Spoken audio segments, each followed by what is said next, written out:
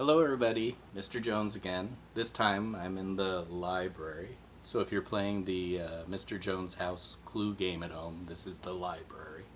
Okay, I thought it'd be nice for a little change. Today I'm going to go through the proportions of the face. Last time I talked about the proportions of the body. Remember, proportion is how the sizes of things relate to each other. How big was the head in relation to the body? This time it's going to be the proportions of the face. How big are the eyes in relation to the head, etc. Now again, this is average proportions. Not everybody's head is exactly the same. But the tricky part is that your proportions are just a little different than the person next to you. And you might think, well, that person doesn't look anything like me. That's impossible. But I read a thing by a scientist who said that if aliens came here and they looked like cockroaches, we would all look exactly the same to them. They wouldn't be able to tell the difference between our faces. And if you think that's weird, think about in your house or when you've seen a cockroach, do you point at it and go, oh, that one's Henry, that one's Susie? No, they all look the same to you. So same thing, if a cockroach alien race came down, we'd all look the same to them. So the trick is getting those subtle differences. So this is just kind of the average face, just where parts of the face and how big they're supposed to be, because that's proportion. Okay? So we'll start with the shape of the head. Now this is different for some people. Some people have a little wider face, skinnier face, and you need to look at yourself and say, what shape is my head? It's not a circle though. Jack in the Box is a circle. That looks pretty weird. The average head is kind of like an upside down A. So you have sort of straight sides, and you can adjust this as you're drawing it and change things a little bit. But kind of the round top of the head and this, so if you think of an upside down egg, we're all eggheads. That's pretty much the proportion or the shape of the head. Okay? So the first thing we're going to start with is the eyes. Now, a lot of people think the eyes are up higher on the head. If I didn't say anything, most people would just draw the eyes higher, closer to the top of the head. I think we think that the eyes are closer to the top of the head because of our hair. But actually, your eyes are exactly in the middle of your head. You can even like measure it and see that it's exactly in the middle of your head. So you're going to look at this shape here, and about the middle, that's where the eyes are going to be. Now, your eyes are, your face is about 4 eyeballs across. Now, what I mean by that is you have one eyeball here, and it's sort of shaped like a lemon or a football. And you have an eye here. You should have at least one eye in between there. That's how far apart. If you don't, then you drew the eyes too close together. You should have about a half an eye here and half an eye here. So that's 1, 2, 3, and 4. That's what we mean by 4 across. Now on the inside of the eye you have the pupil, and I like to put these in because I want to make sure that they're symmetrical. If you remember, we talked about balance and we talked about symmetry and how they're the same on both sides. This way I make sure that my eyes are symmetrical if I put the pupils in there first. Looks a little scary and weird, but I do that. The next part you have is what's called the cornea. That's the colored part of the eye. And so I will add that in there. Again, I'm going to try my best here to make these eyes symmetrical. Now the shape, like of the upper eyelid and stuff, is going to be a little different depending on the person. Some people have droopy sort of eyelids, some people it's more round. And so when you look at your own face, kind of look to see what is the actual shape of your eye. It's a little different than what I'm drawing here. And so you might have that little part up here above the eye. Okay. And this here are those are the tear ducts, right towards the nose. Okay, so you can put those in there. Now, one thing I've noticed when I've taught this to little kids is they always forget to do one thing on the face, and that's to put the eyebrows on there. And you don't realize how much emotion and stuff is expressed through the eyebrows. So the eyebrows are actually very important. And the eyebrows are a shape. And the shape on everybody is a little different. So again, if you're drawing yourself, you want to look at your own eyebrows and try and see what shape they actually are. So I'm just going to kind of do generic shaped eyebrows here. Okay, so their eyebrows. And make sure, hopefully, they're symmetrical. Now the nose, that's the tricky part for some people. I'd break it down to sort of three parts. But where does the tip of the nose go? So if the eyes are halfway on an average face in the middle of the head, the tip of the nose is actually halfway between here and the chin. Okay?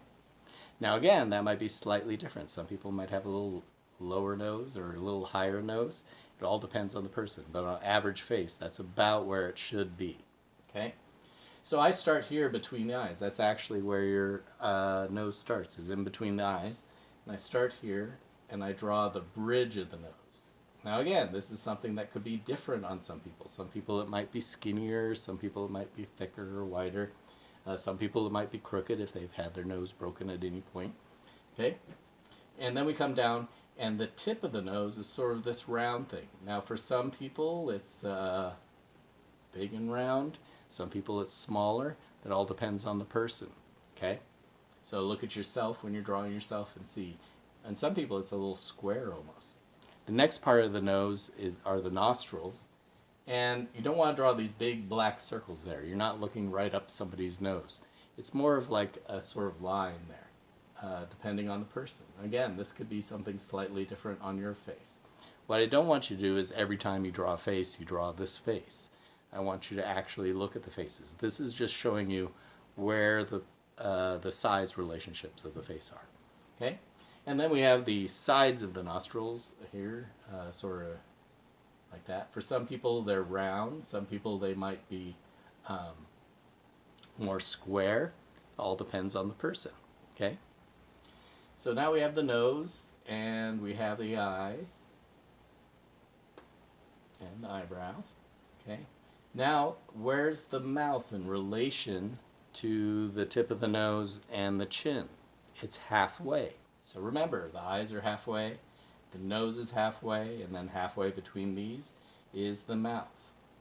Okay, so about halfway, right about there. Now, how wide is the mouth? If you put your fingers right below your eyes and go down, that should be just about where the sides of your mouth are on an average proportion person. Now, some people, their mouth's a little wider. Some people, their mouth might be a little smaller. Not a whole lot. Okay? So I look here and I come down, and this is about how wide my mouth is going to be. Now, the upper lip goes up like this, and for some people there's a scoop here right below the nose, and then it comes down like that. Some people don't have that. Some people have a very thin upper lip. It all depends on the person. Again, everybody is a little slightly different than what I'm drawing here. Okay? Lower lip, it comes down like this. Okay, and if you need to, you can adjust your chin or put some cheeks in there if you'd like. Okay, chin like that. Okay, now we have the face. Let's do the ears. Now the ears, some people their ears stick out like this. Some people it's closer to the head. So it really depends on the person. The best thing to do is actually look at who you're drawing and draw what you see. Okay. So for this, your top of your ear is usually right where your eyebrow is. So you go back and that's your eyebrow. So about right here. That should be the top of the ear. Bottom of your ear should be about where your nose is. So about right there. Now, some people have a little smaller ears and it's not like that. So again, we're all unique, a little different. This is average proportions. And I kind of draw sort of like half a peanut. That's kind of the shape of it. The ones that are closer to the face. And then you have all these lines in here where this stuff is. Now I want to do the same thing on this side. Okay. Draw it like that. Okay, but again, the best thing to do is just actually look at some ears and draw it the way you see it. Okay. Now we're going to do the neck. The neck doesn't just stick out of the chin like this, like a stick. Okay. It actually starts below your ears. If you go down, there's your neck. So it actually starts here and goes down like this.